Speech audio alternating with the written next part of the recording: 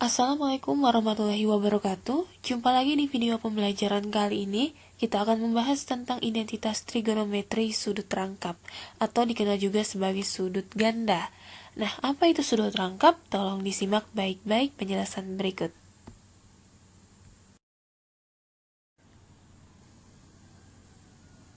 Tahukah kamu bahwa rumus sudut ganda atau sudut rangkap dipakai di salah satu rumus di mata pelajaran fisika?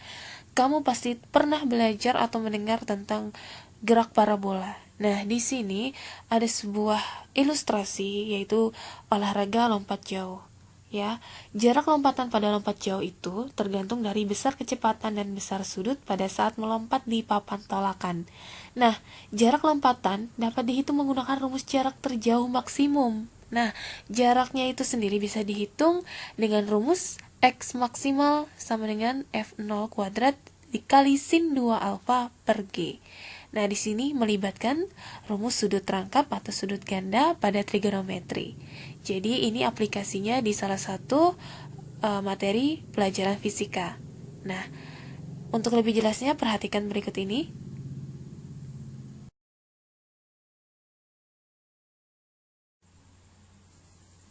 Pada rumus jarak terjauh maksimum tadi, ada tertulis sin 2 alfa. Sin 2 alfa atau ditulis sin 2A sama aja ya.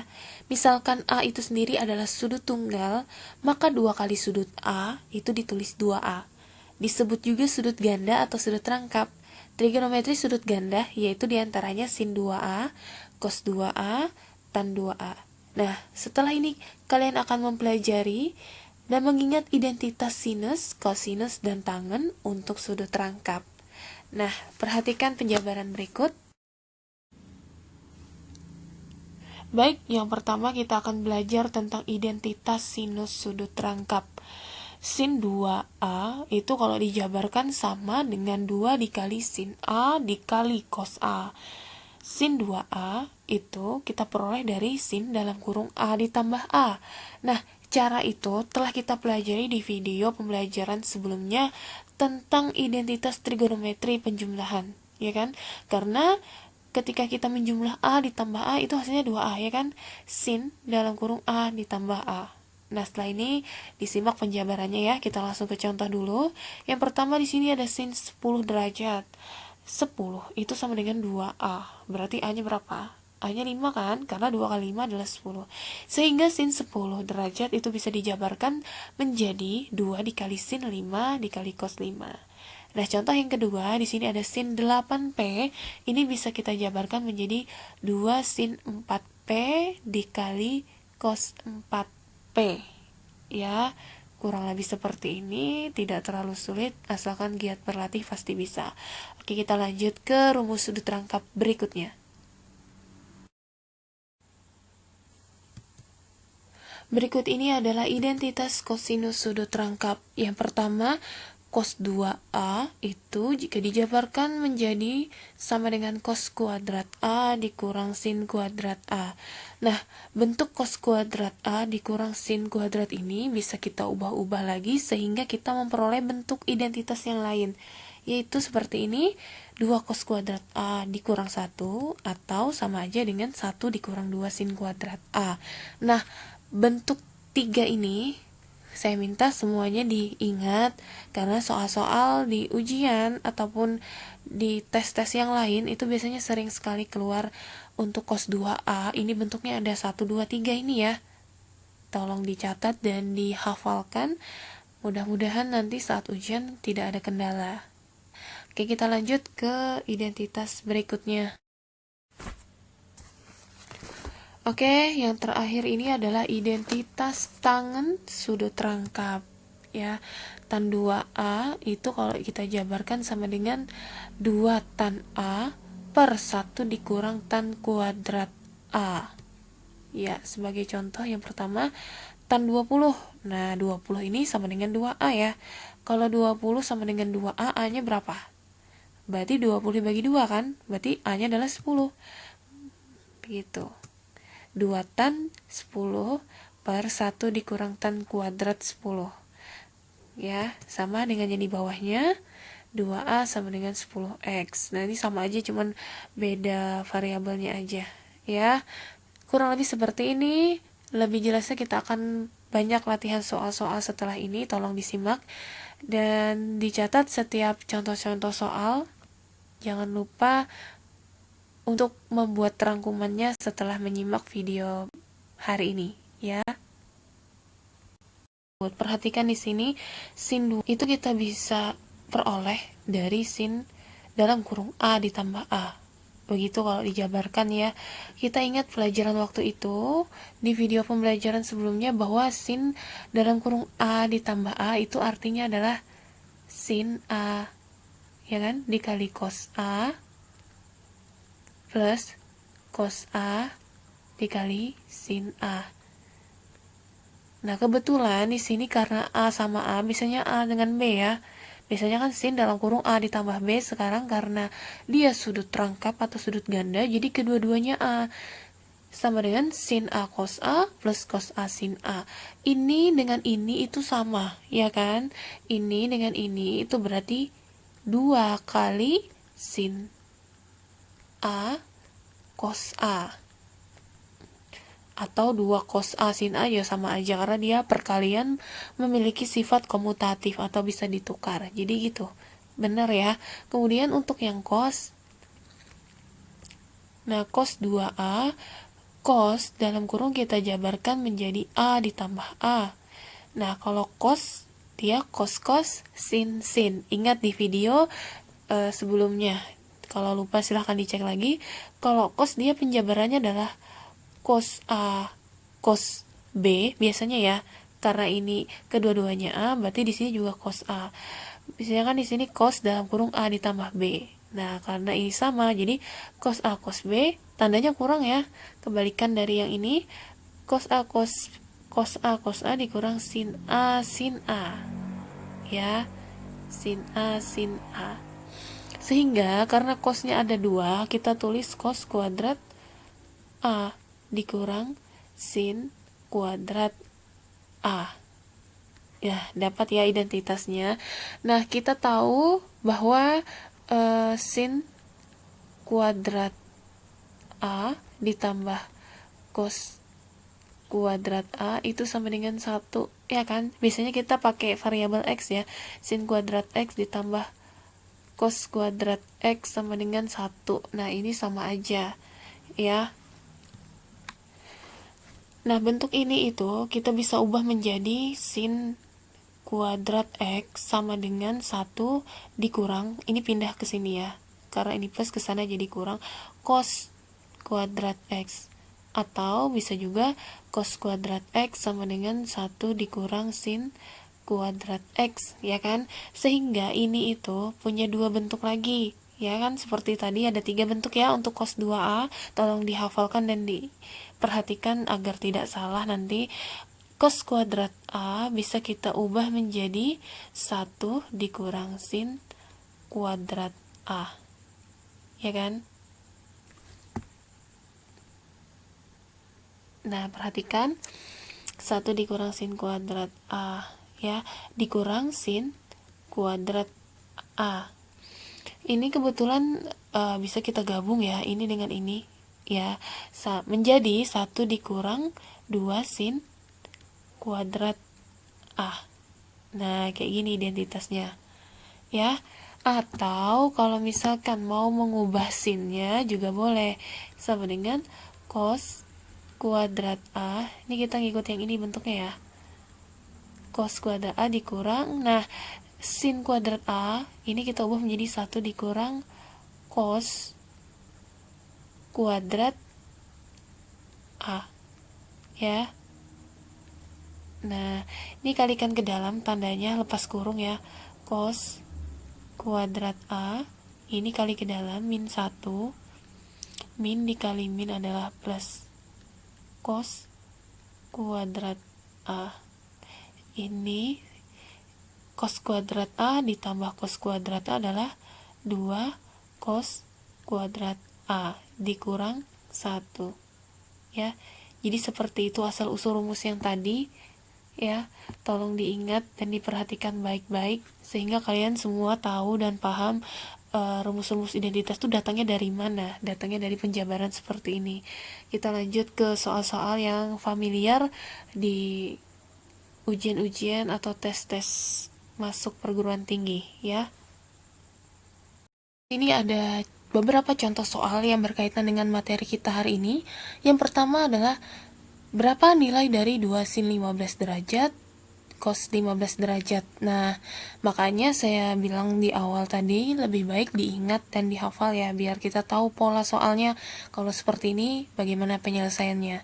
Ingat ini tuh bentuk apa tadi? 2 sin A cos A. Ya kan? 2 sin A cos A. Ini kalau mau menemukan soal sudutnya sama seperti ini anggap aja A, ini A, berarti dia punya pola 2 sin A cos A. 2 sin A cos A adalah bentuk dari sin 2A. Karena A-nya itu 15, berarti sin 2 dikali 15, berarti hasilnya adalah 2 kali 15 adalah 30, sin 30 derajat.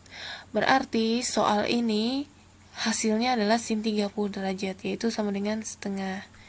Nah, kayak gitu ya. Oke, next yang kedua. Berapa nilai dari 4 dikali sin 22,5 derajat dikali cos 22,5 derajat? Kamu waktu ujian tidak mungkin menggunakan kalkulator ya. Tapi kalau kamu memperhatikan, ini dimodifikasi aja soalnya. Perhatikan di sini dia mirip dengan soal yang pertama, hanya saja di depannya bukan 2 tapi 4 ya. Tapi 4 itu kita bisa pecah menjadi 2 kali berapa? 2 dikali 2, ya kan? Ini kita bisa ubah bentuknya menjadi 2 dikali 2 sin 22,5 derajat cos 22,5 derajat. Nggak perlu takut kalau ketemu bentuk yang berkoma seperti ini ya. Nah, kita ingat ya, ini itu bentuknya menyerupai soal yang pertama tadi. Ini alfa ya atau A ya. Ini 2 sin A cos A ya kan. Sehingga ini menjadi 2 dikali sin 2A ya. A-nya sendiri adalah 22,5. Jadi 2 dikali sin 2 dikali 22,5.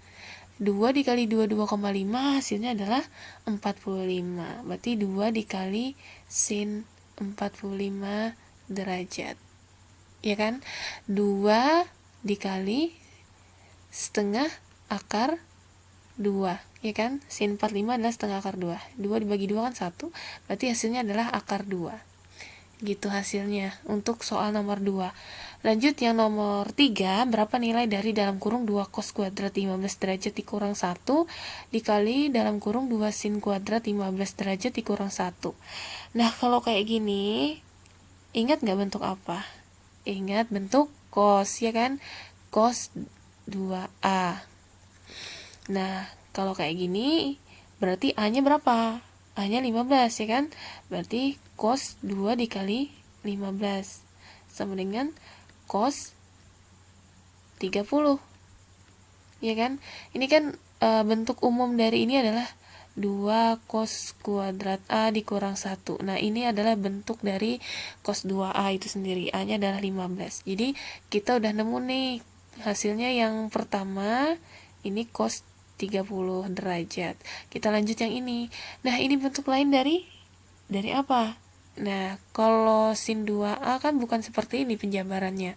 Nah, kita ingat tadi cos 2A itu selain dia sama dengan 2 cos kuadrat A dikurang 1, dia juga bentuk lainnya adalah 1 dikurang 2 sin kuadrat A. Ini mirip nggak bentuknya dengan ini? Mirip ya, hanya saja letaknya berbeda. Kalau ini satunya di depan, ya. Kalau yang soal yang akan kita selesaikan ini satunya di belakang, berarti kita balik aja, tapi kita beri min, ya kan? Ini itu kita ubah menjadi min dalam kurung, ya kan? 1 dikurang 2 sin kuadrat 15 derajat, ya kan? Karena biar kalau kita kali ke dalam, min dikali 1 adalah min 1, min dikali min plus 2 sin kuadrat 15, kayak gitu. Berarti ini sendiri adalah bentuk dari cos 2A, ya kan? cos 2 dikali 15 sama dengan negatif cos 30. Oh, berarti ini itu nilainya adalah negatif cos 30. Sehingga kalau kita kali cos 30 ya, yang pertama ini hasilnya cos 30 dikali dengan negatif cos 30. Jadi setengah akar 3 dikali, ini kita pakai titik aja ya, biar nggak dikira X, dikali min setengah akar 3.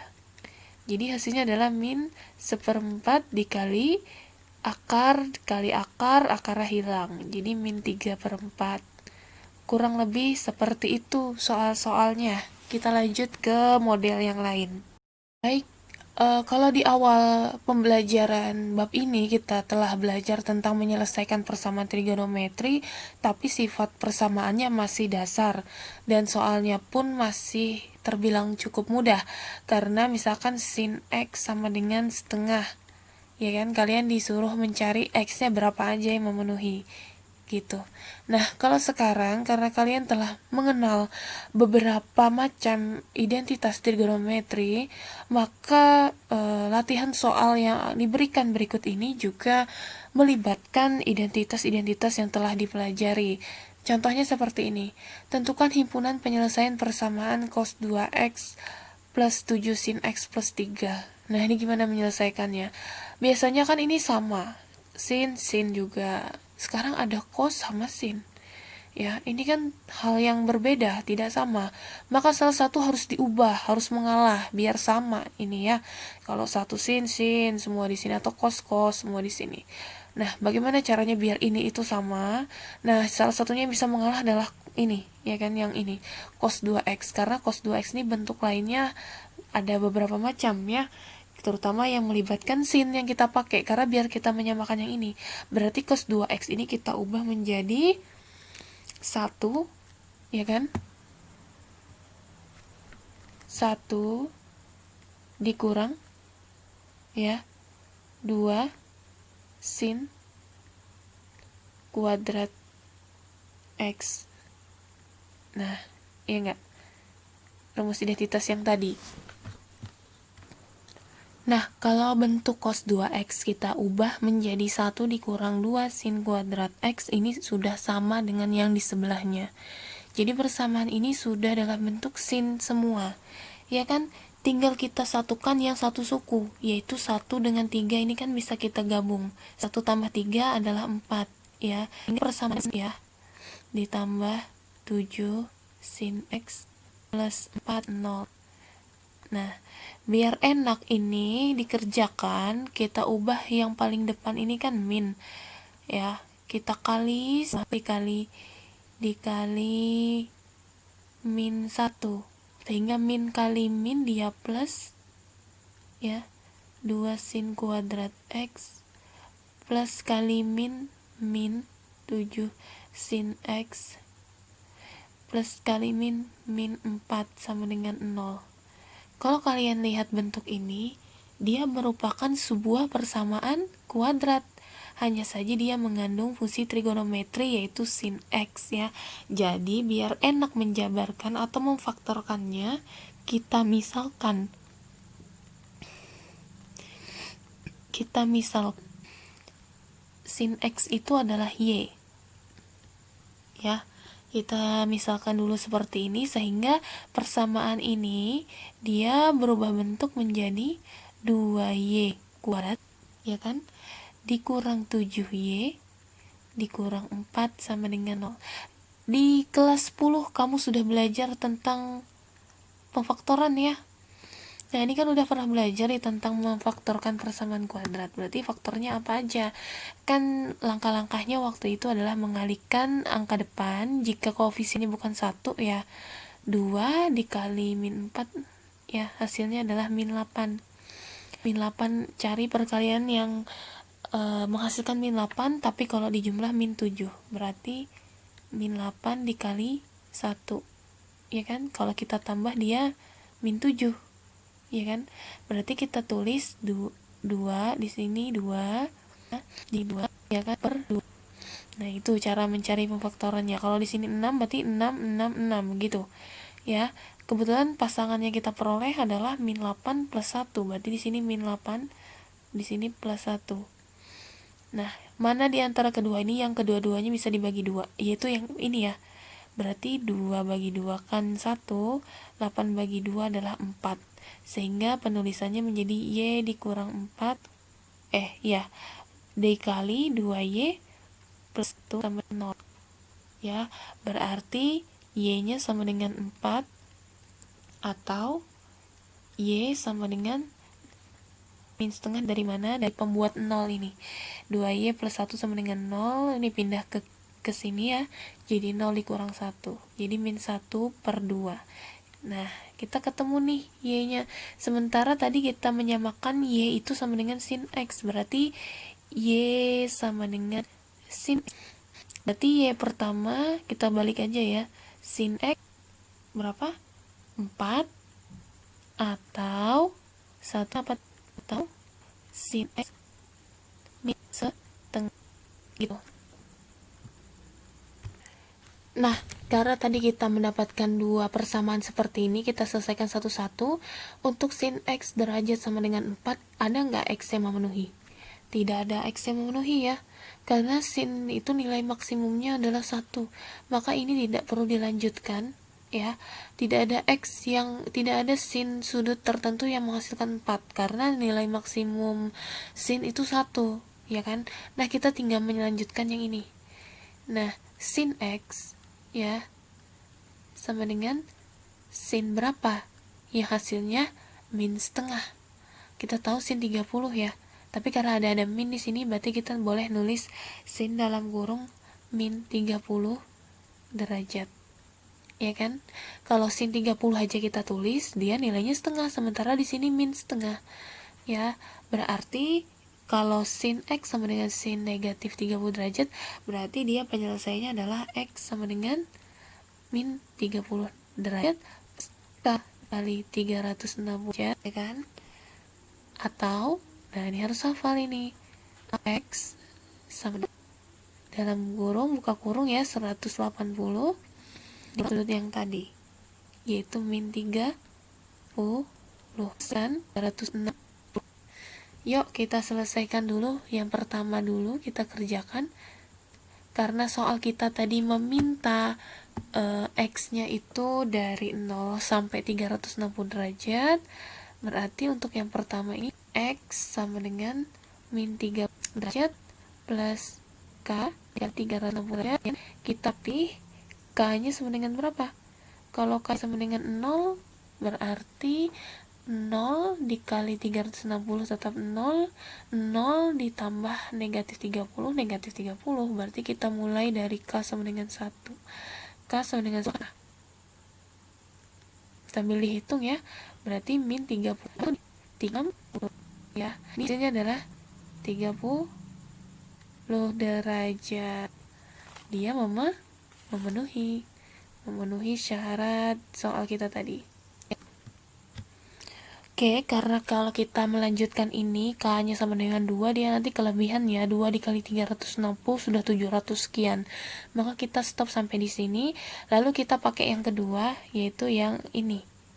Jika X plus kelipatan 360 derajat. Oke, kita mulai K sama dengan ya, berarti adalah 10 J 3 ya.